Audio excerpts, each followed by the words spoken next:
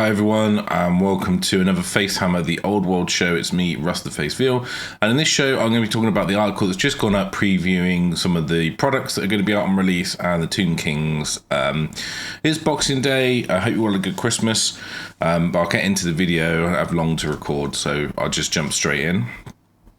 So this article's just gone up. You can check this out on Warhammer Community, of course.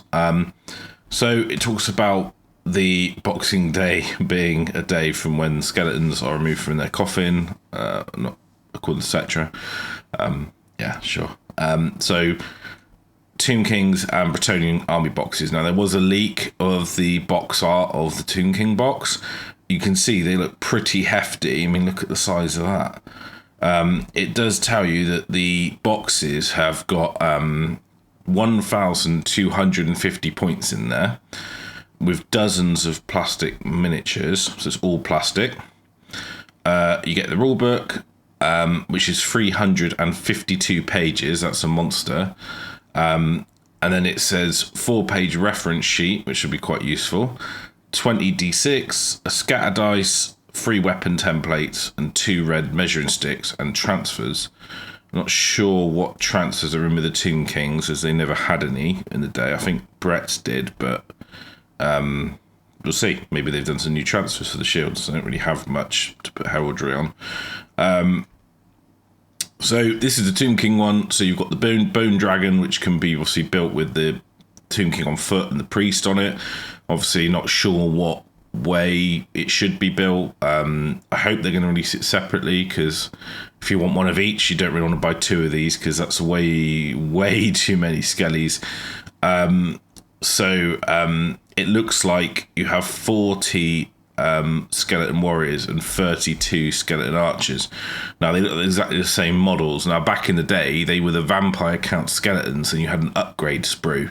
So and obviously the cavalry was the same. You could build with either the bows on the upgrade sprue or the spears. So it looks like you're getting 16 arch horsemen, 3 chariots, loads of skeleton warriors on foot. Now I don't know if we're going by how the army used to be, you kind of want more chariots and less infantry, but I don't know. I mean, it's probably a good start if you haven't got any models. If you've got an old Tomb King army, there's a lot in there you probably don't need model wise, unless you want to redo them.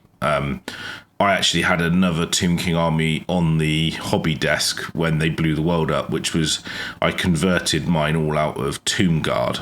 So I'm probably going to dig those out and use those, depending if I've got enough Tomb Guard bodies, because I don't know how many infantry you'll need. So maybe it's that you need more now than you used to, because it was quite common to have like 1 unit of 20, and then like 1 unit of 20 archers, and then like 2 units of 5 cavalry, then maybe 2 units of 3 chariots, and that was about it. And then the rest stuff was special stuff.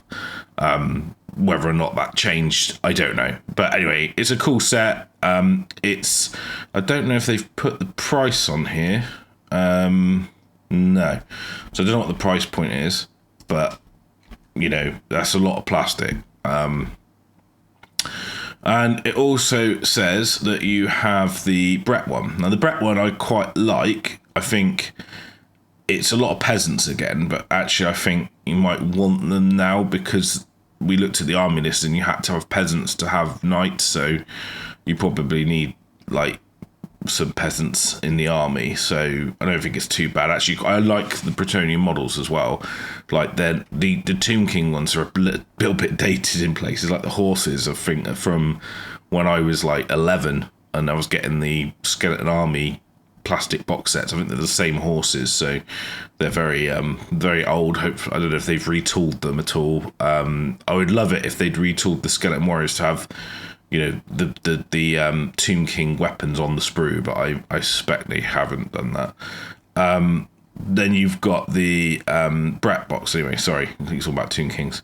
So you've got the new Pegasus guy, who's really cool, and the seems there's a lance formation of 12 Knights of the Realm, so that's 2 units of 6.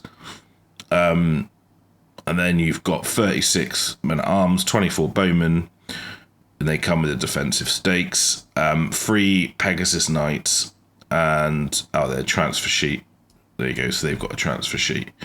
So yeah, no transfer sheet for the skellies. It's not listed there. The rule book, I really like the colour, the look of it. I like this logo. I think it's cool. It's huge. It says 70 pages of background, or over. So there's a lot of rules in this book, by the looks of it. So I think this would be a bit like the traditional rule book of old, which was about the same size. I think it was about 360 pages. And yeah, I love it. Love the fact it's like a big weighty tome. Now, it does say it'll be a digital version for easy access on the go. I know back in the day when they did like Skull Pass, they released like an A5 book with just the rules in it, which was really, really good for tournaments. Like, people would buy them just for that. They just wanted the book. Because carrying a hardback 350-page book with hobby stuff and lore, while it's cool, if you're going to tournaments, you don't really want to carry like a document bag that weighs 6 kilos. So at least you can get a digital version. And it says that all 9 factions at launch in 2 books covering good and evil. So you've got the Forces of Fantasy, which look like the good guys, and the Ravening Horde with the bad guys. I quite like if you put the 2 side by side, it looks like there's like a battle between Tomb Kings and Brats. That's really cool. And it says they're available in EPUB format. So you've got Dwarves, Empire, Brats, Wood Elves, and High Elves in the good guys. And it says each army gets an introduction, a gallery of miniatures, a grand army composition list. We've seen that before with the Brat list when we did the show on that. A complete set of unit profiles, so you'll have no need for a separate army book. So it's got the entire army in there. Special rules, magic items, unique spells. So there are spells unique to the faction as well. And then Ravening Hordes is the evil factions. So this is a 160-page book, or EPUB. I hope it's like AOS where you buy the book and it's got a code in the back. Don't really want to buy a book and an EPUB version of the same thing just for transport. Then it says Orc and Goblins, Warriors, Beastmen, and Tomb Kings. And you need the main rule book. So that's 2 books you need. But it's all in one. Now, it doesn't seem that bad. Then they've got these Arcane journals. And it describes them as hefty hardback books. So I hope they're aware that carrying these would be a pain in the ass. So softback books for each faction. They expand out the history, heraldry, maps, and special characters. And this is including a certain undead emperor, so I'm guessing that's Cetra. Magic items, spells, a historical scenario, and thematic armies of infamy, which let you select armies of very different compositions. Now, we saw that armies of infamy described in the army list when it talked about allies and mercenaries, and it said about taking units from other armies of infamy. So maybe you can, we talked about the Brett Crusade in the last article. So it says Arcane Journal, Kings of Bretonnian says rules for Bretonnian exiles and errantry crusades, while Arcane Journal Tomb Kings provides the Nicarian royal host and the mortuary cult. So the mortuary cult will be like a priesty theme one, and I guess that's a Cetra-based army. It's important to know you don't require an Arcane Journal to play your faction. All the units and army rules are contained in the Ravening Hordes or Forces of Fantasy, but they do give you extra options. So there looks like, there must be some other stuff in there because it's a fairly hefty, I know it's a softback book, but it's still got a lot of pages in it. And it says they will arrive at launch. So they're going to be there at launch. Now, we've got some cool new reveals of models. So we've got Nekath, Emissary of Cetra. So obviously, Cetra is going to be a thing. So it says that he's got this this dude who has his list of achievements, I think. He's got this flail, which looks like the flail of skulls. Says of conquered kings. and he just looks cool. I really like this. He's reading, he's got scarabs, he's on a little rock. I like that model a lot. I think that's really cool. Then you've got the battle standard, which is a huge improvement on the last one, which is basically like a dude in a cloak with a big metal banner that never stood up. Again, very new Tomb King sort of bladed flail. Yeah, I really like that. And these are really cool because I've got the old swarms, which are just flat little bug things. Although I really like those, these are very Mummy Returns. They've got, you know, they've got a similar look. They've got this guy was in the original swarm, and then, but they've gone up 3D. They've got scorpions, scarabs. It's all kind of a big mess of bugs. These are really nice. I really like those. Yeah, and that's it basically. So it says that a full range of classic Khemri miniatures will be returning. And then the 2 of the 9 factions, the rules for the other 7 will be available at launch. And then look out for miniatures. This is, if you're a follower of Hasher or Great Plan, which is Chaos Dwarfs or Seraphon, or Lisbon, I should say, Legacy Army lists, PDFs for the other 7 factions from Warhammer Fantasy Battle will be available at launch. So that'll be like vampires, ogres, that kind of thing. So you will be able to play those factions if you've got those models, or you can just get Age of Sigmar models and put them on square bases. And it says, all that now is left to reveal the pre-order date. We've got a suspicion it might be soon. Keep an eye out.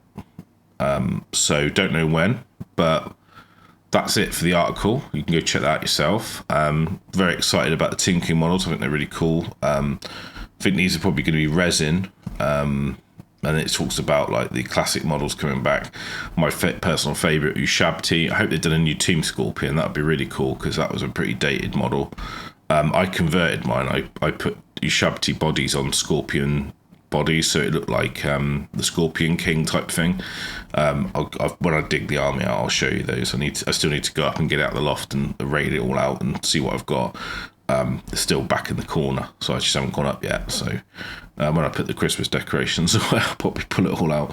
But that's it, and that's the 2 box sets on launch, which come with the army book, the rule book. I'm assuming you better get the rule book separately. Yeah, I did notice one thing though as well. It does say that a scatter dice. It doesn't mention artillery dice, but it does talk about templates. So I don't know. Hopefully you'll better get hold of those because those went out of fashion quite a long time ago, and if you can't get an artillery dice and it's still a mechanic in the game, that's going to be a bit of a pain in the bum trying to get hold of those. If you got old selection, I remember you used to have so many of them, they just went in a big box, so maybe you better eBay them for £5 a pop or something stupid. But anyway, yeah, hopefully we'll better buy those dice because they might be quite important if you need those for the rules. But there you go. Yeah, but I think my favourite model's this guy, the neck half, but I like all of them, to be honest. Yeah, cool. Kind of excited. So let me know in the comments below what you think. If you're going to be, what box set you're going to be picking up, if any. And watch this space for some more Old World content. I'll catch you all in the next one. Cheers, guys.